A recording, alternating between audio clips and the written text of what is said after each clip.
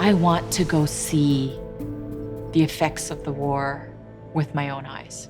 Putti. 10. 10. Putin. Putin. Mama, is Putti still alive? No, she's not actually. That's why you didn't get a chance to meet her. Did she die in the war?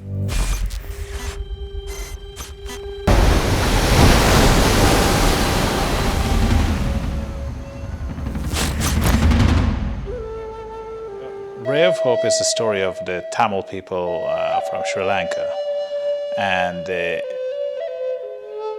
effects of the aftermath of war and the impact it has had on the people and on the community.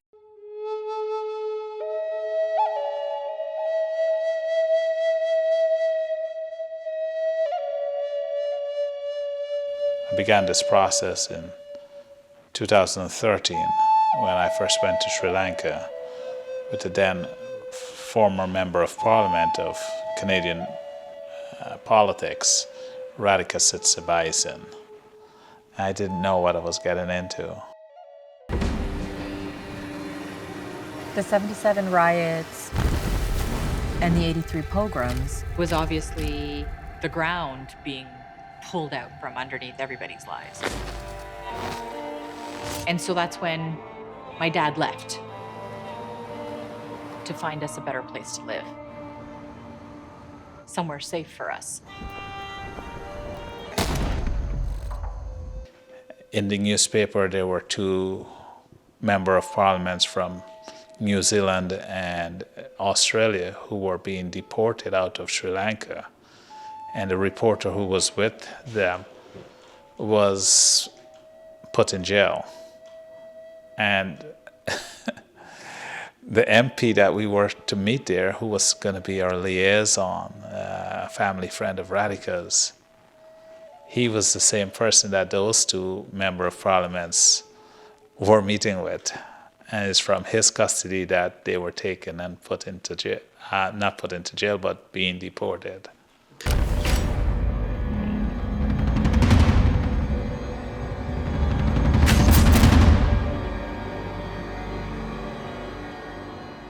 Having come from Guyana, and every election there is usually a partisan engagement where the PPP and the PNC are always at war, and usually they're divided along ethnic and party lines. In Sri Lanka, that ethnicity is blurred, and you only know about that ethnicity by people's names and their culture of being Tamil or Sinhala or Muslims. Sinhalas are Buddhist, and so I could not tell the difference between one or the other coming in as an outsider. I also didn't know and understand what the politics was, and I have never been in a war-torn environment. I mean, I had visited South Africa a few months earlier, and I'd seen what the impact of the South African apartheid had been on the South African people. But Sri Lanka was different. And what I'd soon discovered was that not only were we considered persons of interest, but that we were being surveilled the entire time, even, I believe, on our trip to Sri Lanka, by members of the government. And some of the people that were our chaperones were former Tamil Tigers. And they were quite aware of the surveillance techniques of the government on the vans that we were traveling in. And so that was the beginning of several sleepless nights, and I tried to document as much as possible of our journey, but also to still capture the essence of what we went there for Radhika's reintegration into the community and understanding the story of her people.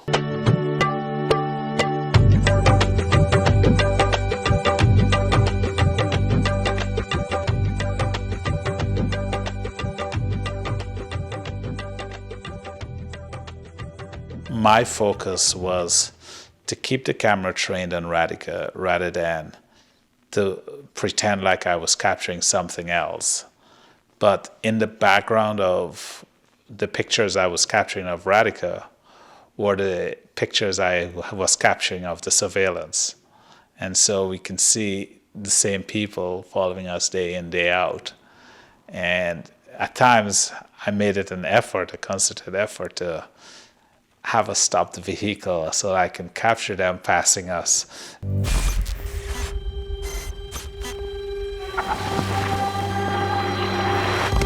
I had the constant reminder of thinking of a film, The Bourne Identity, the Bourne series films, where you're always under surveillance.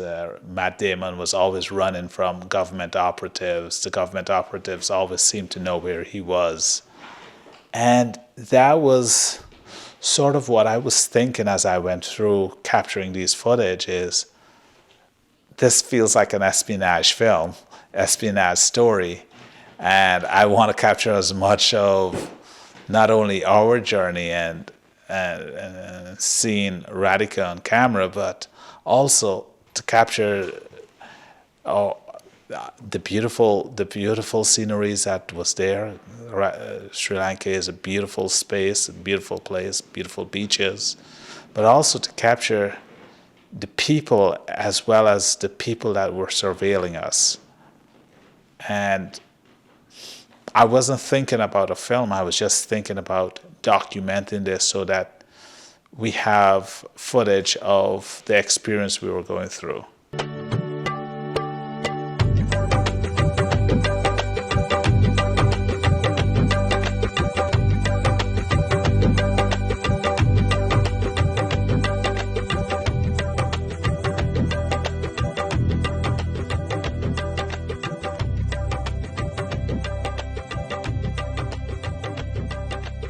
I never really made a professional production where I was seeking funding and understanding the nature of broadcaster relationship to content creation.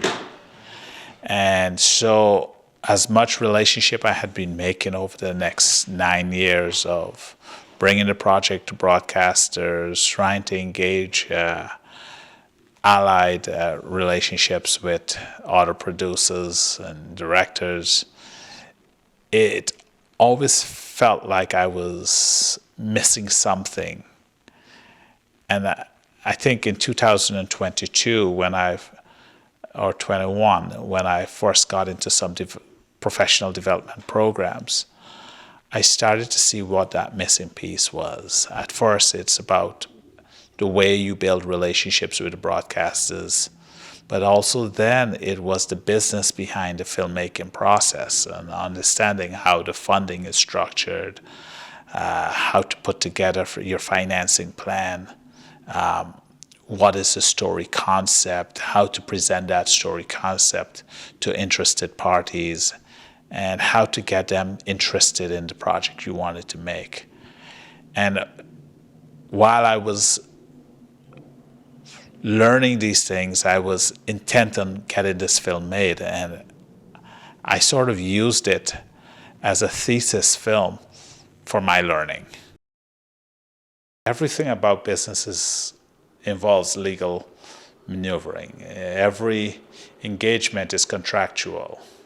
Part of the first parts of the contract is the chain of title, understanding and knowing where the project derives from, all of the different development processes it's gone through, every step, every milestone, every checkpoint has to be documented.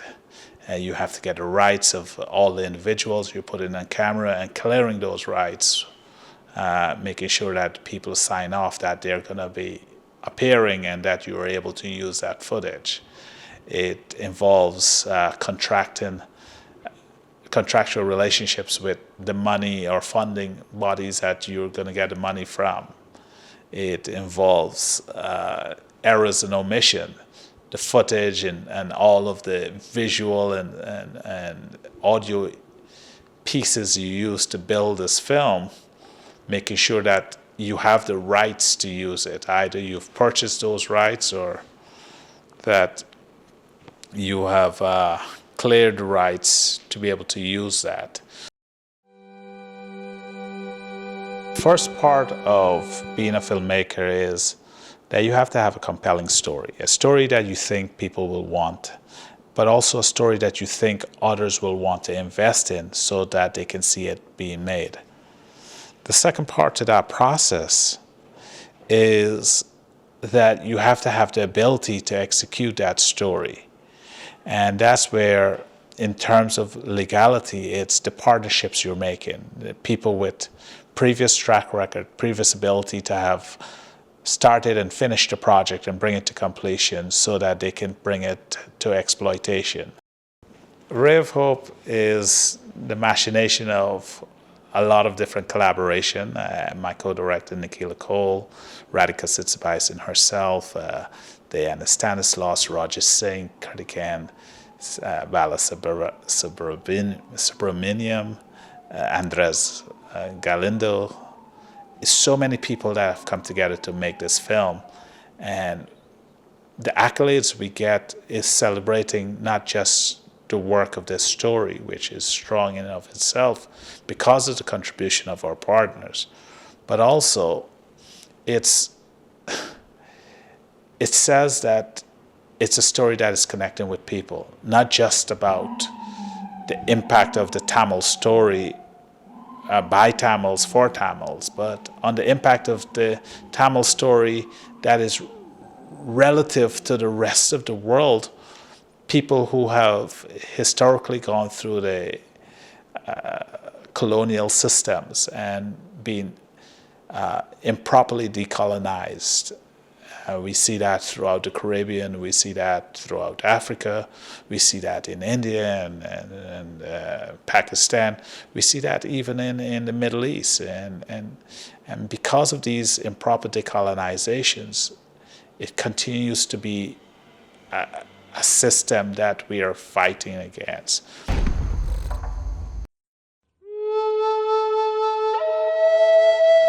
We had the opportunity to run for the Oscars, be qualified for the Oscars. We're currently running for the 5 Canadian Screen Awards and several other accolades in the pipeline.